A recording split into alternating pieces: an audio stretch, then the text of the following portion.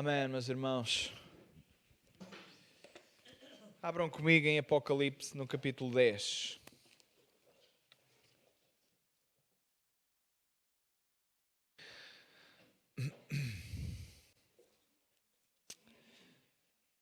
Terminamos todo o capítulo 9. Eu sei, ia fazer isso. Tenho aqui uma mensagem, os irmãos não sabem, mas o Filipe escreveu aqui uma mensagem para fazer o resumo da pregação da última vez que preguei aqui, Apocalipse, porque não ficou gravado, só para os irmãos que estão no online apanharem o fio à meada, e para os irmãos que já não se lembram nada daquilo que eu disse, nem sequer há 5 minutos atrás, quanto mais há 2 semanas atrás. Mas estava-se a dizer, o capítulo 9, ele está dividido em 2 selos, em 2 trombetas, desculpem. Estamos a falar da abertura dos selos. O 7º selo é dividido em 7 trombetas. 7 trombetas, essas que no capítulo 9 faz menção da 5ª e da 6ª trombeta.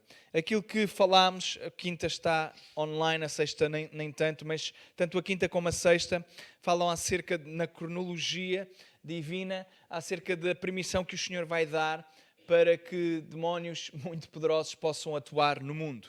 E vimos aquela ideia na 5ª trombeta, acerca daquela estrela que cai, ela traz as chaves do abismo. Essa estrela, os irmãos recordam-se, aqueles que têm estado atentos, os irmãos que não se recordam conhecem o texto certamente. Aquela estrela é outra expressão para anjo, ele vai ter as chaves, ou vai-lhe ser dada, é assim a expressão da Bíblia, é doté, como eu vos falei, é-lhe dada, portanto divinamente autorizado. Deus é soberano sobre todas as coisas, não é apanhado desprevenido por nada, é Ele que tem a autoridade e é Ele, e através dele, que lhes vão ser entregues estranhamente, mas percebemos que tem um contexto.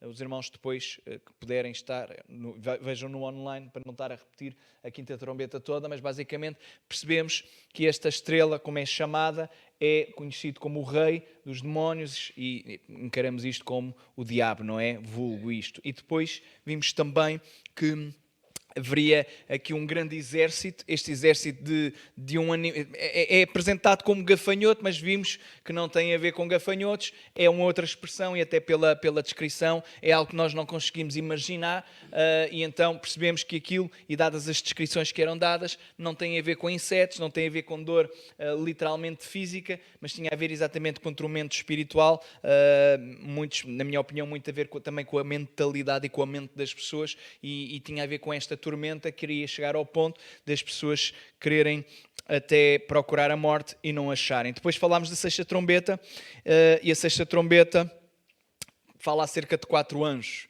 específicos, 4 anjos caídos, na minha opinião, porque eles foram soltos. Estes 4 anjos são extremamente poderosos, e depois vimos, e vou ler só para os irmãos recordarem. Então diz assim: foram soltos os 4 anjos que estavam preparados para a hora, dia, mês e ano, a fim de matarem a 1/3 parte dos homens. E o número dos exércitos dos cavaleiros era 200 milhões, e ouvi o número deles. 200 milhões, vejam só o tamanho. E assim vi os cavalos nesta visão, e os que sobre eles cavalgavam tinham couraças de fogo e de jacinto e de enxofre, e as cabeças dos cavalos eram como cabeças de leões, e das suas bocas saía fogo e fumo e enxofre. Por estas 3 pragas foi morta a 1/3 parte dos homens, isto é, pelo fogo, pelo fumo e pelo enxofre que saía das suas bocas. Porque o poder dos cavalos está na sua boca e nas suas caudas, porquanto as suas caudas são semelhantes às serpentes e têm cabeças e com elas danificam. E os outros homens que não foram mortos por estas pragas não se arrependeram das obras das suas mãos, para não adorarem os demónios e os ídolos de ouro e de prata e de bronze e de pedra e de madeira, que nem podem ver, nem ouvir, nem andar.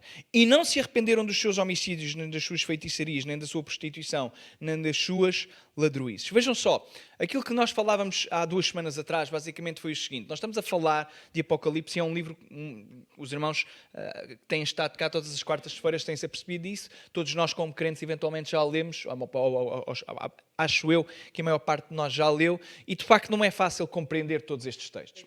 E a simbologia que está por trás é isto mesmo, é uma simbologia, não é literal. Então as imagens que ecoam na nossa mente são coisas esquisitas. o Gonçalves, na sua boa vontade, não sei se os irmãos recordam, até apresentou aqui a imagem lá dos gafanhotos, garanto-vos que não é aquilo que vai estar aqui. Aquela imagem do gafanhoto, que é a definição do que está aqui. Não, a descrição é João vê aquilo como que, é a expressão que ele utiliza, como que. Então não é literal, não vai haver um gafanhoto que tem cauda de escorpião, não vai haver cavalo, isto não é literal, isto é do reino espiritual, estão a perceber? Literalmente vai acontecer isto, vai acontecer esta morte, vai acontecer estas pragas, vai acontecer este tormento, mas entendemos que isto é do ponto de vista do reino espiritual. E alguém natural ver coisas espirituais explica de acordo com aquilo que conhece e com aquilo que tem. Então, quem vê demónio explica com as características que nós temos como humanos. Vocês entendem? Ou com animais. E é isto que está aqui. Neste capítulo 9, a sexta trombeta, aquilo que ela apresenta é uma coisa extraordinária e dura de engolir. Que é, depois deste tormento todo, e depois de haver estes demónios poderosos, este exército que o Senhor vai deixar eles atuarem, os homens ainda assim não se arrependeram. E esta é a chave para entendermos aquilo que vem a seguir. Os homens ainda assim não se arrependeram. E não se arrependeram o quê? Vejam só, quem os está a atormentar, quem é nestes textos? E diz a Bíblia que eles ainda assim não deixam de adorar quem? O ser humano é complicado. Quem os vai atormentar são os demónios. E quem é que eles vão continuar a adorar? Os demónios. E Apocalipse vai mostrar a realidade humana, como a Bíblia mostra, mas vai mostrar que há esperança. Há esperança apesar desta condição. Há esperança apesar disto tudo, porque nós vimos também que há os escolhidos. Nós vemos aqueles que são marcados com o selo de Deus, que é o selo da salvação. Haveremos de ver depois os outros que são marcados com a marca da besta. Já lá havemos de chegar, mais tarde ou mais cedo. Mas este capítulo 9 fala acerca de trombetas. Isto, já lá vamos, porque eu não quero antecipar aquilo tudo que vou pregar, mas é interessante perceber que há 7 selos, pois há 7 trombetas. E ainda vai haver 7 taças. Mas já lá vamos. É curioso entender que apesar de toda a maldade e de tudo estar a correr mal, as pessoas não se arrependem. E continuam nos seus caminhos. É interessante porque ele aqui, no final, diz que e os homens que não foram mortos por estas pragas não se arrependeram das obras das suas mãos, para não adorarem os demónios e os ídolos de ouro e prata e bronze. Então ele coloca os demónios exatamente em pé de igualdade com ídolos de ouro, de prata, de bronze, pedra e madeira, que nem podem ver, nem podem andar. E não se arrependeram os homens dos seus homicídios, nem das suas feitiçarias, nem da sua prostituição, nem das suas ladruíces. Só isto estava para pregar imensa coisa. Porque cada pecado que aqui está, ele subdivide-se. Porque há quem entenda e acredite, por exemplo, que a feitiçaria é só ir à bruxa, mas a feitiçaria é muito mais que isto. A Bíblia até compara o pecado de rebeldia à feitiçaria, porque os efeitos são exatamente iguais. O que significa que quem é rebelde é a mesma coisa que se estivesse a fazer bruxaria. E não sei se vocês conhecem, mas eu já vi pessoas que são rebeldes e os demónios que atuam nelas são exatamente iguais aos das bruxas.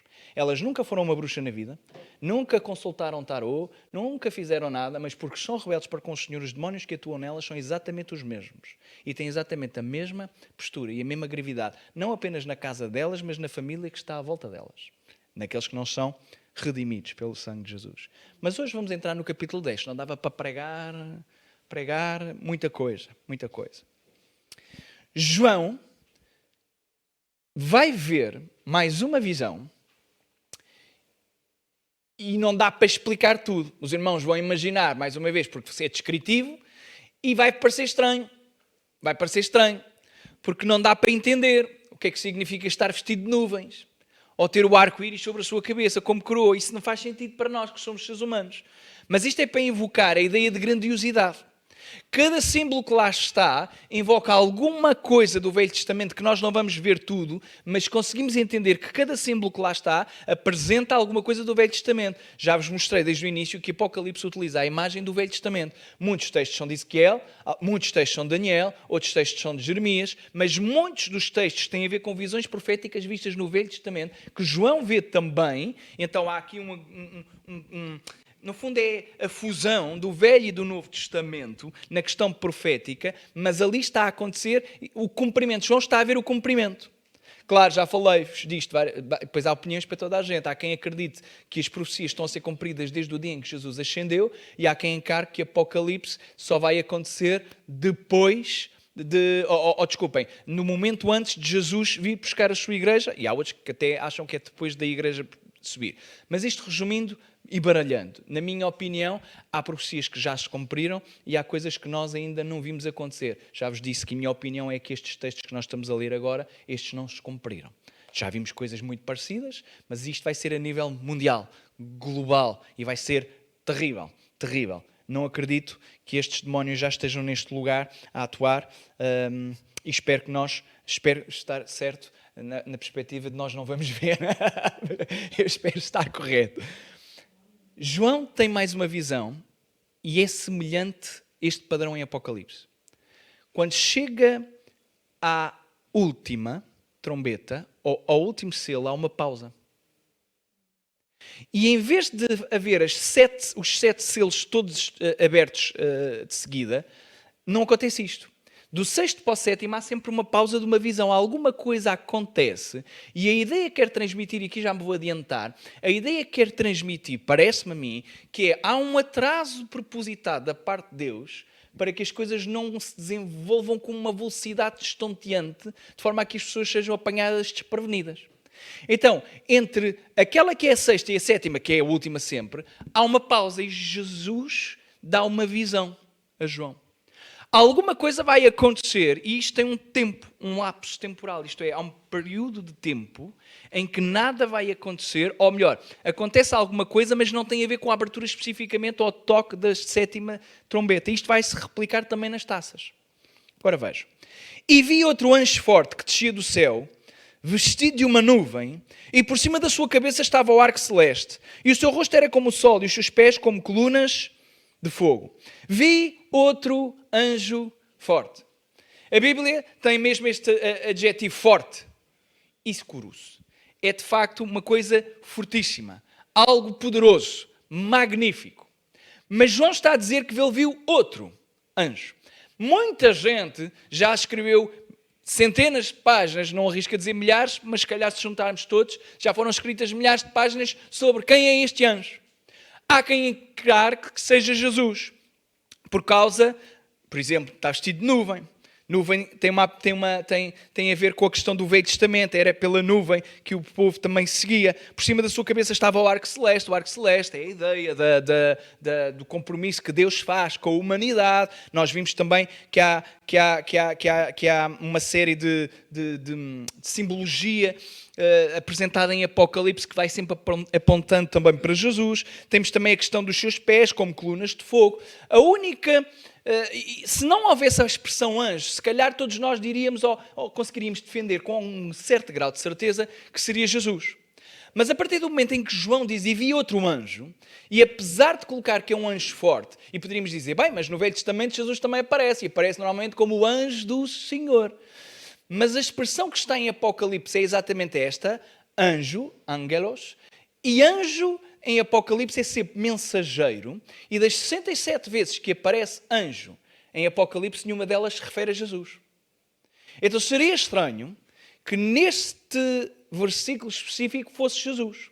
Não por causa da sua descrição, porque a descrição até se adequaria, mas parece, porque este é um mensageiro e até vai jurar, vai fazer aqui um voto, parece-nos a nós que não é Jesus, pelo menos esta é a minha opinião, e se calhar hoje em dia da maior parte dos teólogos, não porque eu me queira comparar com eles, mas só para vos dizer que pelo menos na minha opinião, este anjo será outro. Não sei quem é, há quem defenda que seja o arcanjo Miguel, poderá ser, porque ele vai aparecer mais à frente. Ele é um dos generais, um dos anjos fortíssimos do exército do Senhor, mas não sabemos. E não é importante. Neste versículo, o que é importante é entender que a característica deste anjo é de facto de alguém que é forte, mas a sua descrição não tem tanto a ver com as suas características, mas, isto é, vê se eu não me confundo os irmãos. A descrição do arco, a descrição do arco celeste por cima da sua cabeça, do seu rosto ser como o sol, dos seus pés como colunas de fogo e até estar vestido de nuvem, as características não são dele mesmo. Eu passo a explicar. A razão da magnificência e a força deste anjo é porque ele está diante de Jesus permanentemente. Então aquilo que está a acontecer, ele está a refletir a glória que não é dele, é uma glória divina que não é dele. Ele está a emanar uma glória de quem ele está sempre próximo, vocês entendem? Então esta é a ideia que o versículo quer transmitir. É de algum ser que é extremamente poderoso e que tem características incríveis. Mas o foco nem é o anjo, o foco é aquilo que está na sua mão. E diz que tinha na sua mão, o que é que diz a vossa Bíblia? E veja o contraste e a ironia. Há um anjo poderosíssimo que tem estas características incríveis que só de nós olharmos ficávamos atemorizados. E nas suas mãos está um livrinho. É um diminutivo. A palavra vocês conhecem é biblion, só que depois tem uma terminação que é o diminutivo. Então é um pequeno livro. Um livro muito pequeno. Um pergaminho pequenino. E este livro estava aberto. E pôs o seu pé direito sobre o mar e o esquerdo sobre a... Agora vejam, este anjo desce do céu, tem um pé sobre o mar e outro sobre a terra. Os três reinos, céu, mar e terra, estão preenchidos por este ser. E isto é importante porque isto aplica-se, ou melhor, aponta para a soberania divina que sempre Apocalipse vai fazendo. Nós acabámos de ler no capítulo 9, diz que foram soltos os 4 anjos que estavam preparados para a hora, dia, mês e ano. Eles estavam preparados. Quem é que os preparou? Aquele que é o dono de todo o tempo. Então eles estavam preparados para o segundo. É isto que significa. E agora este anjo está sobre os domínios. Ele vem do céu, tem, eu não sei de cor, mas tem o pé direito sobre o mar e o esquerdo sobre a terra. Isto para mostrar a sua dimensão. Mas acima de tudo, ele é um enviado do Senhor. Porque ele vem do... E agora vejam, ele tem o seu pé sobre o domínio da terra e sobre o domínio do mar. E isto pode parecer simplesmente que está a dizer, olha, sim, é verdade, Deus é soberano sobre a terra, sobre o mar, mas aponta para muito mais do que isto. Isto fala que, mais uma vez, Deus, o nosso Deus, ele é soberano sobre toda a história e não há nada que aconteça hoje, ou que vá acontecer, que ele não saiba e que não tenha domínio. E sabem porquê que isto é importante? Porque quando os irmãos forem ao capítulo 13 de Apocalipse, vocês vão ouvir falar da besta que subiu do mar e da besta que subiu da terra. Mas quem é que tem os pés na terra e no mar? Um enviado do Senhor. O que significa, porque a besta que vem do mar é o anticristo e aquela que vem da terra é o falso profeta. Quando estas coisas acontecerem, o Senhor não foi apanhado desprevenido. Porque ele tem um anjo com o pé sobre a terra e com o pé sobre exatamente dos domínios e reinos de onde vêm estes dois seres que nós traduzimos como bestas. Então, é nestes pormenores que Apocalipse é delicioso. Porque nós gostamos muito de focar, a besta e o anticristo que aí vem, como é que vai ser? Irmãos, o Senhor tem um anjo, e o anjo não se compara em poder ao Senhor. Vocês entendam? Mas ele tem um anjo. E só para vocês perceberem, Deus nunca lutou com o diabo. Deus manda um anjo, porque tem forças mais ou menos equivalentes. Ou melhor, nem sequer equivalentes. Os anjos do Senhor são mais poderosos que o diabo. É só para os irmãos entenderem isto. É uma coisa impressionante. Porque nós quando pensamos, o diabo tem poder, irmãos, não há dúvida nenhuma. Mas o Senhor não precisa mexer uma palha. O Senhor diz, olha, vai lá tu, Miguel. Vai lá tu, porque eu tenho um propósito para isto. Hoje vais tu esforçar-te. Está bem, Senhor? Eu vou. E ele vai. E até o anjo vai derrotar. Fácil. A Bíblia até fala acerca da luta que havia entre o diabo e o anjo, acerca do corpo de Moisés. O Senhor não precisa de lutar. Agora vejam. Nós às vezes ficamos muito assustados com aquilo que é os poderes e os potestades. Não precisamos de ficar. Nós temos um Deus poderosíssimo. Muito mais poderoso do que qualquer ser que exista. E estes seres poderosos que João está a ver, que é um anjo que tem o seu pé sobre a terra, o domínio de onde aquele vai sair, e o pé sobre o mar, do domínio de onde aquele também vai sair, o falso profeta e o anticristo. E o Senhor está aqui, em 2 versículos, a dizer, eu sou o dono de toda a história. Eu comando isto tudo. Às vezes brincamos, é o que manda nisto tudo. O que manda nisto tudo não era o salgado. O que manda nisto tudo é verdadeiramente Jesus Cristo. Amém? Ele tem um livro. E clamou com grande voz, como quando brama o leão, e havendo clamado, os 7 trovões fizeram soar as suas vozes. Bem, não sabemos quem são estes 7 trovões. Há quem diga que serão anjos, há quem diga que seriam as 7 vozes do Senhor, porque também há os 7 espíritos, a ideia de perfeição. Não vale a pena estarmos com histórias, porque João não explica quem são os trovões, e acontece uma coisa extraordinária, é que eles vão soar as vozes depois deste anjo, e o que eles vão dizer, sabem o que é que eles vão dizer? Querem saber ou não? Querem? Então vou-vos dizer. Vou-vos dizer que não sei. Sabem porquê? Porque ele diz assim, e sendo ouvidas as vozes dos 7 trovões, eu ia escrevê-las. E ouvi a voz do céu que me dizia, sela o que os 7 trovões falaram e não o escrevas. O que significa que eu não vos venho aqui trazer nenhuma mensagem da parte do Senhor acerca de quais são... Também deve haver malucos para aí, eu não pesquisei. Mas deve haver para aí pessoas que devem saber quais são as mensagens dos 7 trovões. E se calhar para aí pregações assim. Não pesquisei, por acaso não pesquisei. Mas há gente para tudo. Mas aqui na Bíblia está a dizer que quando João ia escrever, não lhe foi permitido. Vocês gostam? Eu também não, é esquisito. Nunca tiveram aquelas pessoas que dizem assim, tenho uma coisa para te contar. Ah não, afinal não te vou dizer nada. Nunca, agora vais. Elas, não vou. E se não nos contar, nós ficamos pior que estragados. João sabe, ou soube, de alguma coisa que nenhum de nós tem acesso. Mas eu acho que este versículo está aqui para mostrar que nós não vamos saber tudo, que há coisas que não são para nós sabermos, e há coisas que têm a ver com aquilo que Deus diz especificamente a alguém, e é para tu guardares para a tua vida, não é para partilhares com ninguém. Há gente que quer partilhar tudo aquilo que o Senhor lhe diz.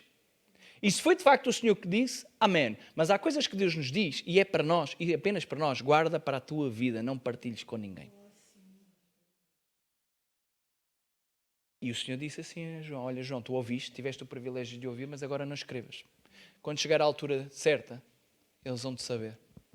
Quando chegar à altura certa, eu hei de manifestar. Se for do meu interesse, se assim me apetecer. Sabem o que é que isto? A mim, pelo menos, isto provoca-me humildade. Porque em vez de eu estar aqui a armar-me em bom a dizer que sei o que é que são os 7 trovões, ou que o Espírito me revelou alguma coisa muito especial, eu digo já que não me revelou nada disto. Isto está escrito literalmente para nós entendermos quem é soberano sobre o céu, a terra e o mar, mas também sobre a nossa vida, é o Senhor. Então Ele conta se quiser. E se Ele quiser contar e depois diz para que só tu tens que guardar, tu guardas. Este é o propósito. Esta é a ideia. Porque assim ninguém sobe acima dos outros. Assim ninguém acha que tem recados especiais e que é mais espiritual do que os outros. Sela o que os 7 trovões falaram e não o escrevas. E nunca mais fala dos 7 trovões. Nunca mais se sabe o que é que está escrito.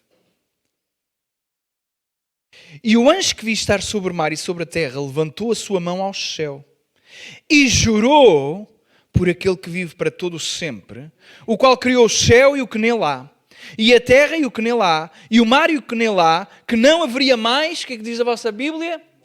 Irmãos, é extraordinário. Este anjo vai jurar por aquele que vive para todo o sempre. O nosso Deus é um Deus eterno. Não teve início e não terá fim. Não tem começo nem fim. Ele já era, Ele é e será para toda a eternidade. O Pedro falou do texto de Romanos, a doxologia. Porque dele e por ele e para ele são todas as coisas. E porquê é que dele, por ele e para ele são todas as coisas?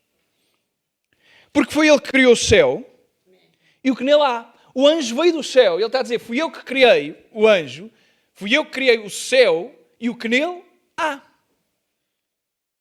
A terra e o que nela, e o mar e o que nele há. E quando, porque já vos apresentei aqui o que é que vai acontecer com a terra e com o mar em Apocalipse, quando se levantam estas coisas, isto é um crente que está a ler este texto, em vez de medo, isto provoca-nos, pelo menos aquilo que deveria provocar, era esperança. O Espírito Santo a falar à nossa vida através da palavra de Deus diz, olha, tudo o que acontece, Deus está no controle, porque foi Ele que criou todas as coisas.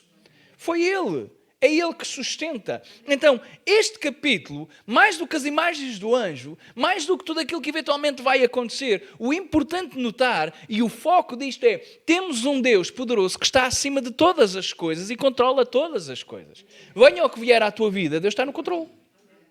Ele está no controle da história, não haveria de estar no controle da tua vida.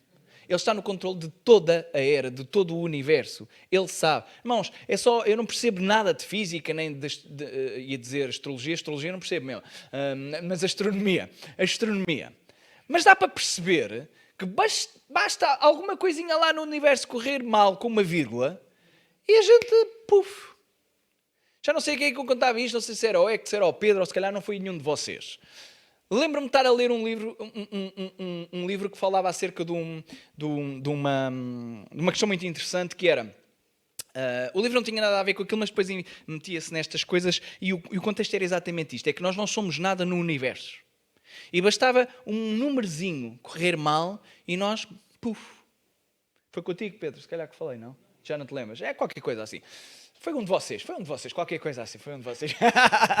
Mas basicamente era alguém que estava a analisar, isto há muitos anos atrás, ainda não tanto na ideia da internet, ainda estava ali embrionária, e alguém que estava a avaliar a questão das temperaturas e da meteorologia. Antigamente, não sei se reparam, nós hoje vamos à internet e sabemos como é que vai estar o dia amanhã. Antigamente não havia internet, não é? Então tinha que haver... Hoje ainda há pessoas que têm que estudar muito, mas não havia as máquinas que hoje há. Nem as avaliações que hoje há. Então nós tínhamos que pôr, ou tinha que se pôr os dados manualmente, e depois aquilo tinha uma fórmula matemática que ia avaliar mais ou menos a probabilidade de chuva, a probabilidade de sol e qual era a temperatura. Os irmãos entendem? Então os dados tinham que ser inseridos manualmente no computador. E este indivíduo colocou e carregou lá no Enter, presumo eu que tenha sido o Enter, para fazer os cálculos do que é que iria acontecer no dia a seguir, para ele fazer, no fundo, a previsão e mandar as previsões. E ele foi à casa de banho, segundo me recordo do livro, e quando chegou, ele olhou para o computador e disse que ficou em pânico, branco como a cal. Quando ele olhou, ia acontecer o ciclone do século, aquilo ia destruir tudo, era impossível um ser humano sobreviver àquilo que ia acontecer no dia a seguir. E ele disse, isto tem que estar errado, o que é que se passa? E foi avaliar. Então, ele num dos números depois da vírgula, que ele tinha alguns 9 números depois da vírgula, num dos números ele enganou-se. Em vez de um 7 pôs um 8. E essa era a diferença entre acabar o mundo ou não. Vocês entendem? Ele enganou-se. Mas e se não tivesse enganado? A ideia era, bastava um número depois de uma vírgula, 7 números depois de uma vírgula, ou 8 números depois de uma vírgula, e aquela diferença era o suficiente para o mundo, puf. E nós estamos com medo daquilo que vem aí. Mas Deus é que sustenta o mundo. Não é aqueles números, é o Senhor que os faz. É o Senhor que os coloca. Também não vale a pena ficar muito estressado. Quando chegar a nossa hora, vamos e pronto, e acabou. Ele é que manda. Ele é que manda. Por isso está aqui este texto. E jurou por aquele que vive para todo sempre, o qual criou o céu e o que nele há, e a terra e o que nele há, e o mar e o que nele há, que não haveria mais. Deus é o Deus do tempo. Nós podemos achar que Deus está atrasado, mas Ele não está.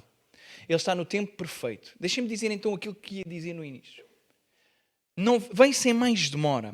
O que é que vai acontecer sem mais demora? Aquilo que vai acontecer é o toque da sua trombeta. A 7ª trombeta, que agora aqui ainda não está a ser tocada, mas está a ser anunciada. E é curioso, e parece quase irónico, que seria de esperar que neste capítulo 10 João falasse acerca da 7ª trombeta, e aquilo que está a dizer é, João tem uma visão acerca de um anjo que diz, ele vem sem mais demora.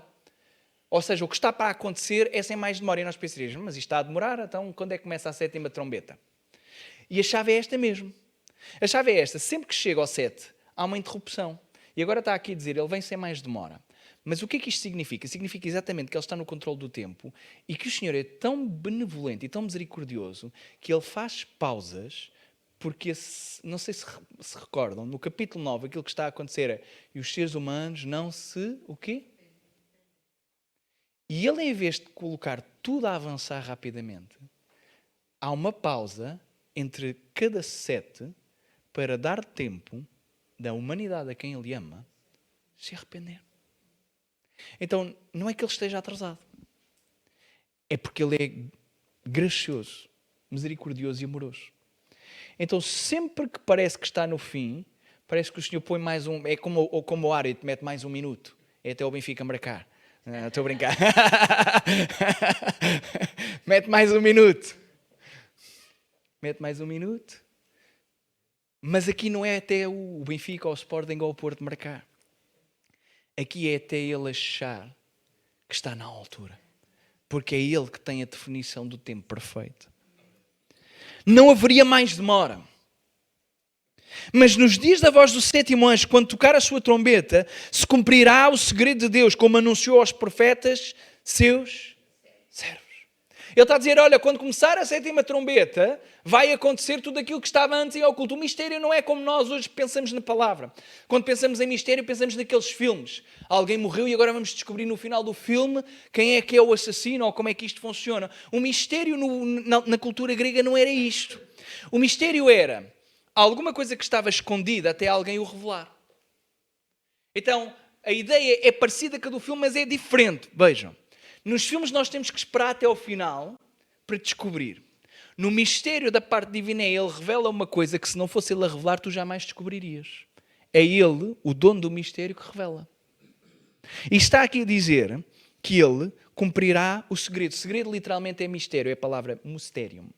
É muito parecido com a nossa, é daí que vem a nossa palavra. E qual é o segredo que Deus anunciou aos profetas? Não é o segredo de Fátima e dos 3 pastorinhos. Esse é outro segredo, que não é segredo nenhum. Não é o segredo de alguma coisa específica que nós pensamos.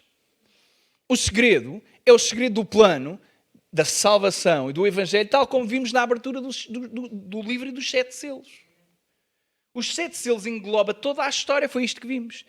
Agora, esta revelação do segredo de Deus, como anunciou aos seus profetas, vejam isto dentro do contexto. Parece-me a mim que o contexto é, o que vai ser revelado agora é o restante do conteúdo do livro do Apocalipse. Porque até agora o resto já foi revelado. Até o capítulo 10 já conhecemos tudo, já o lemos. E agora vai ser revelado o mistério daquilo que vai acontecer depois, a partir nomeadamente do capítulo 11. A sétima trombeta só vai ser mencionada a versículo 15, vejam lá. Ainda vai acontecer uma série de coisas. Há um lapso temporal que nós não sabemos quanto é que é, mas do ponto de vista divino há de ser de alguns anos. Não sabemos. Podemos só apenas presumir. Se cumprirá o segredo de Deus como anunciou aos profetas e aos seus servos. Há tantas questões que nós temos hoje na vida, irmãos. Porquê é que sofre o justo?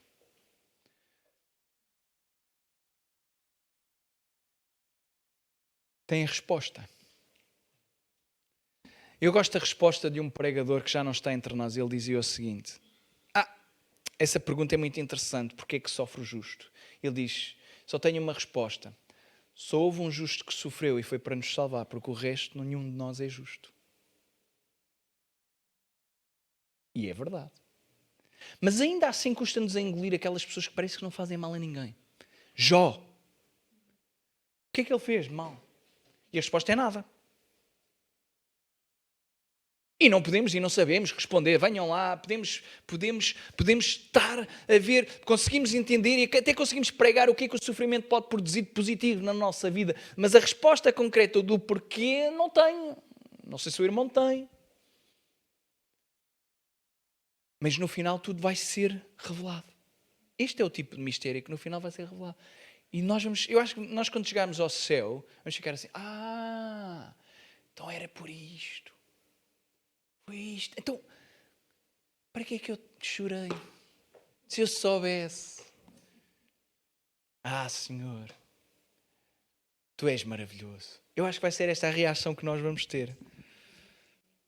E a voz que eu do céu tinha ouvido tornou a falar comigo e disse, vai e toma o livrinho aberto na mão do anjo que está em pé sobre o mar e sobre a terra. Ele ouve uma voz, e a voz diz-lhe uma coisa, eu não sei quantos irmãos, mas nós lemos isto com tem 5 minutos, 6 minutos. Mas deixem-me só concluir isto. Vejam, nós lemos isto com muita leveza. O João está a ver um anjo, gigante, com o pé sobre o céu, sobre a terra e sobre o mar. Ele tem um livrinho pequenino, mas eu não sei quão pequenino é que era. Na verdade, ele é gigante, portanto isto é uma questão de perspectiva. Mas agora a voz diz-lhe assim, olha, vai ter com esta coisa e toma lá o livro da mão dele.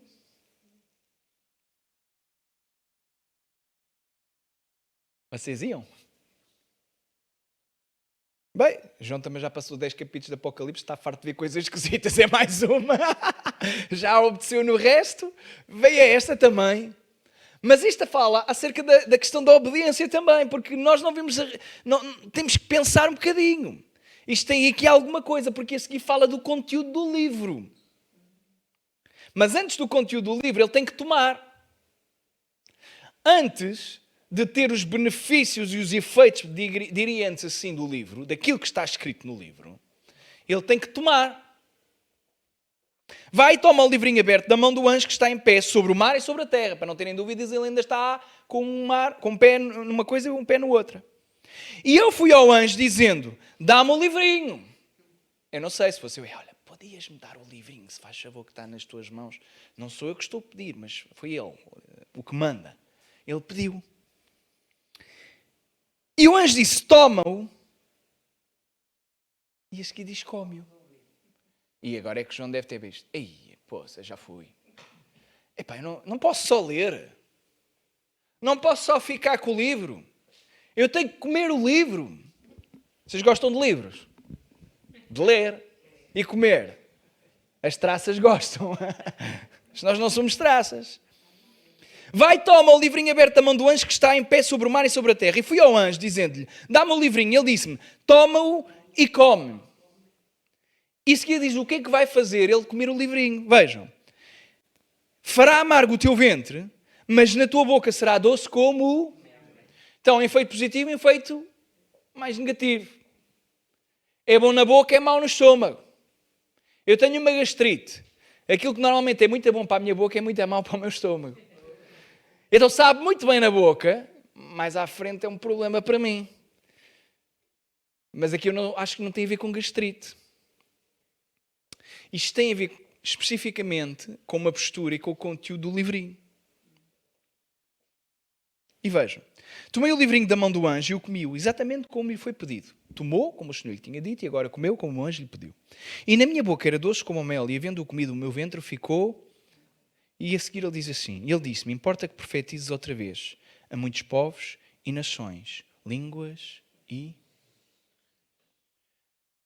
Conseguimos entender claramente, pelo contexto, o que era o conteúdo do livrinho. O livrinho não era nada mais, nada menos do que a palavra de Deus.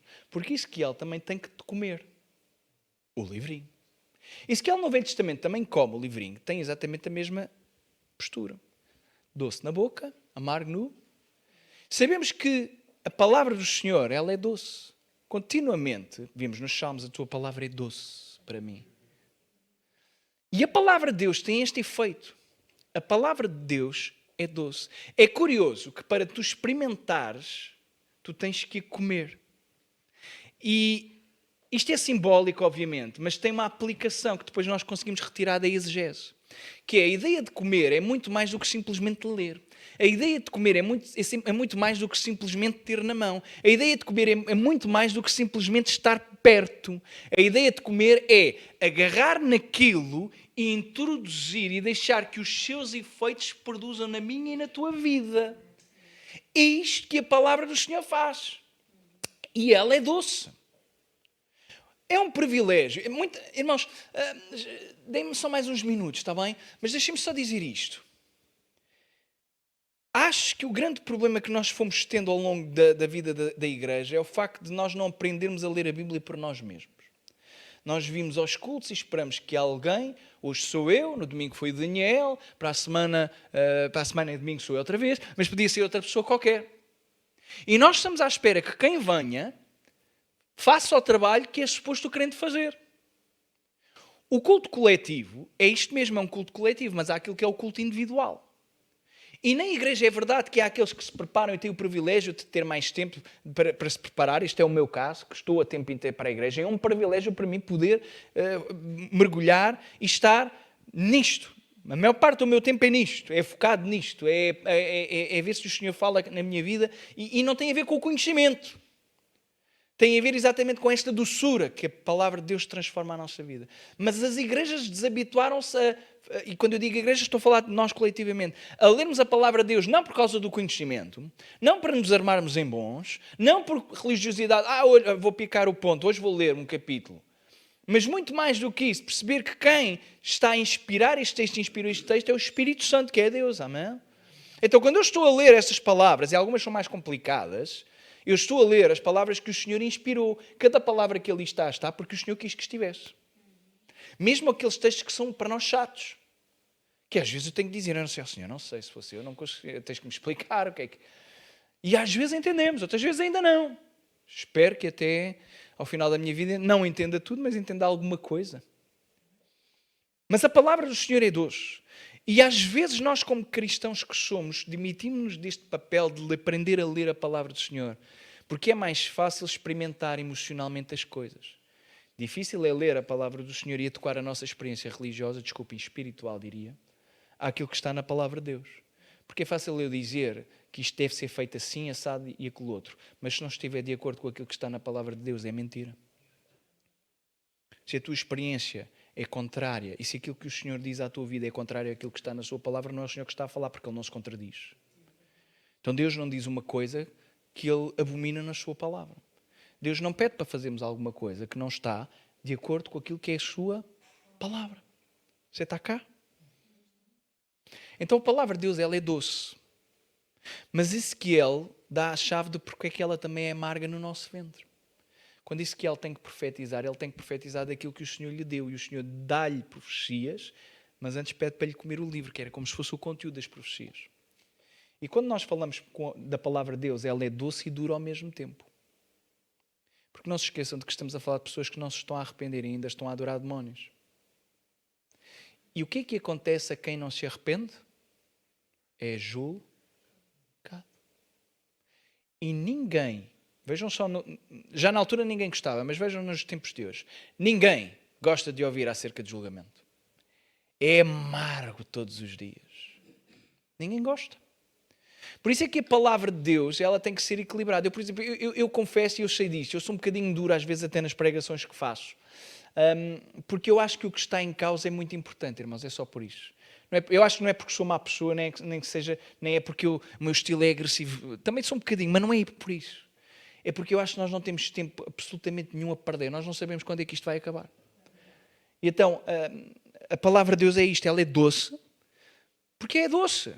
Eu, no domingo vou pregar. João 3,16. Vou mesmo. Porque Deus amou o mundo de tal maneira que deu o seu Filho unigênito para todo aquele que nele crê, não pereça, mas tenha a vida. Isto é doce, doce, doce, doce. Mas agora vão lá a Apocalipse 3,19. Alguém que leia. E terminamos assim. Leiam lá Apocalipse 3,19. Alguém que leia. Alto.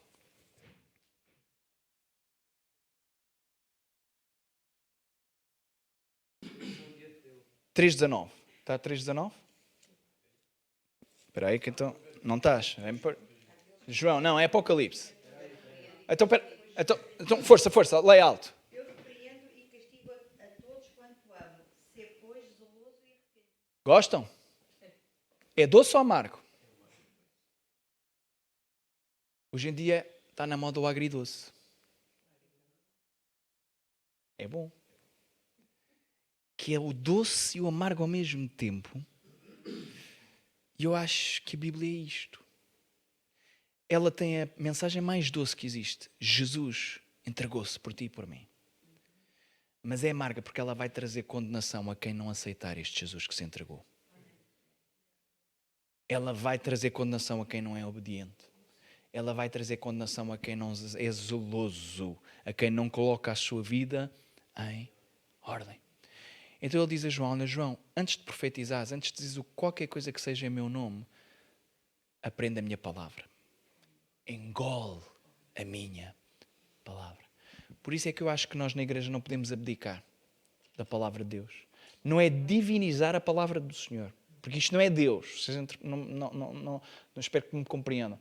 Nós não fazemos isto não é o nosso santo. Mas isto é a palavra do Senhor. E se eu vier para aqui e não pregar o que está aqui, vou pregar o quê? Vou pregar experiências. Esta noite, irmãos, estive a orar e senti. Se for esta só a minha pregação, Sentiu, mas está em que versículo? Sentiu, mas está na palavra do Senhor. É que eu também sinto muitas coisas. E nem todas vêm do Senhor. O Pedro também sentiu muitas coisas. E nem todas vieram do Senhor. Então que Deus nos ajude a moldar tudo. E até aquilo que sentimos. Amém? Amém. Vamos ficar em pé então, meus irmãos. Vamos orar. E depois o Pedro também dirige-nos num último corinho para levantarmos então a nossa oferta. Senhor, nós te agradecemos mais uma vez pela tua palavra, Deus. E